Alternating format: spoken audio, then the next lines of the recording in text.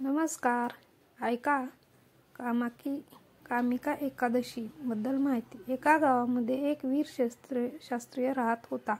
एके देवाशी काही कारणाने त्याचे एका ब्राह्मणासोबत भांडण झाले आणि त्यामध्ये त्या ब्राह्मणाचा मृत्यू झाला. आपल्या हातून मेलेल्या त्या ब्राह्मणाचा अंत्यविधी करण्याची इच्छा त्या शास्त्रीयाने व्यक्त केली, परंतु इतर ब्राह्मणांनी त्याला परवानगी दिली नाही. ब्राह्मणाने त्याला "तू ब्रह्म हत्येचा दोषी आहे असे सांगितले. पहिले तू या पापाचे प्रायश्चित्त घे आणि पापातून मुक्त झाल्यानंतर आम्ही तुझ्या घरी भोजन करू."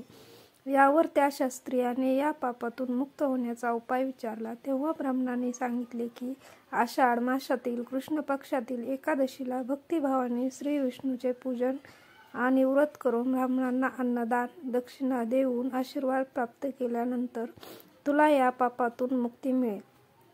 ब्राह्मणांना सांगितल्याप्रमाणे शास्त्रीयाने एकादशीचे व्रत केले. त्या दिवशी रात्री भगवान विष्णू शास्त्रीयांना दर्शन देऊन तुला ब्रह्म हत्येमधून मुक्ती मिळाली आहे असे सांगितले.